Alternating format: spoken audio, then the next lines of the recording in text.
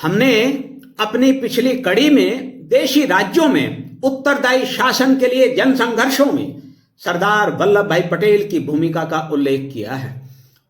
उत्तर दक्षिण पूरब पश्चिम देश के सभी भागों में देशी राज्यों के जन संघर्षों में सरदार पटेल की भूमिका अति उल्लेखनीय रही और वह आज भी समुचित अध्ययन और शोध का विषय है।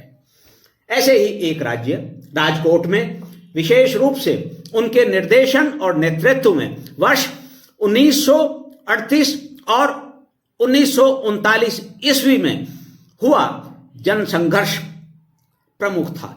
गांधी जी के पिता करमचंद उत्तमचंद गांधी स्वयं एक समय राजकोट के दीवान रहे थे। वर्ष 1930 ईस्वी में अपनी मृत्यु तक राजकोट के शासक रहे लखाजी राज सिंह जी एक निर्भीक और उत्तरदायी व्यक्ति थे। जन समस्याओं से वे परिचित थे। शासन में जन भागीदारी के उद्देश्य से उन्होंने एक जन सलाहकार समिति का गठन भी किया था, लेकिन उनके उत्तराधिकारी धर्मेंद्र सिंह की प्रकृति और कार्यपद्धति अपने पिता से एकदम भिन्न थी। वे अपने दीवान विरानवाला के माध्यम से शासन चलाते थे। धर्मेंद्र सिंह के शासनकाल में राजकोट की जनता की कठिनाइयां निरंतर बढ़ती जा रही थी।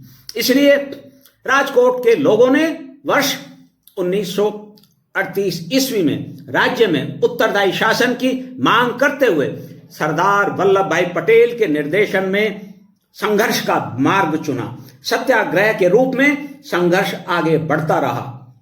सरदार पटेल की सुपुत्री मणिबेन भी संघर्ष में कूद पड़ी। वे वहां बंदी भी बनाई गई। शासक ने सरदार पटेल के साथ आंदोलन को कमजोर करने के उद्देश्य से उत्तरदायी शासन के लिए सहमति व्यक्त करते हुए चालाकी से एक समझौता किया, लेकिन उससे वे कुछ ही समय बाद मुकर गए। जनता के पक्ष को सत्यमय स्वीकार करते हुए स्वयं महात्मा गांधी ने वर्ष 1939 ईस्वी के प्रारंभ में ही राजकोट के शासक और दीवान के अन्याय के विरुद्ध उस सत्याग्रह से अपने आप को संबद्ध किया। माता कस्तूरबा को राजकोट भेजा, जो सरदार साहब की सुपुत्री मणिबेन के साथ फरवरी 1939 ईस्वी में बंदी बना ली गई थी।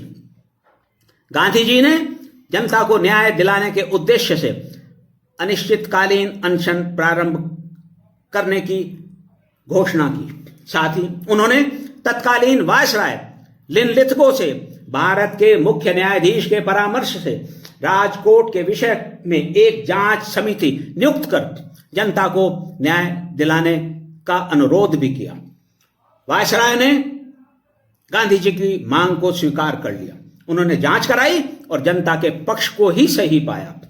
परिणाम स्वरूप वहां के विवश शासक ने माता कस्तूरबा और मणिबेन सहित बंदी बनाए गए सभी सत्याग्रहियों को छोड़ देने, राज्य में जन प्रतिनिधित्व को स्वीकार कर उत्तरदायी शासन के लिए सहमति प्रकट की और इसके लिए उन्होंने एक समझौता भी किया। लेकिन शासक दीवान वीरांवाला के प्रभाव में आकर फिर से अपने वचन पर नहीं टिक सके।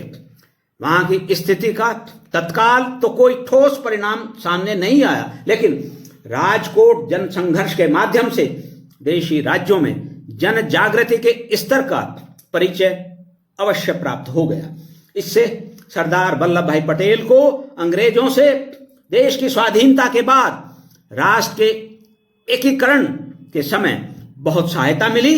राजकोट संघर्ष में सरदार वल्लभ भाई पटेल की भूमिका और जन प्रतिनिधित्व के संबंध में वहां रहा उनका दृष्टिकोण आज भी शोध का एक अति उत्तम विषय है।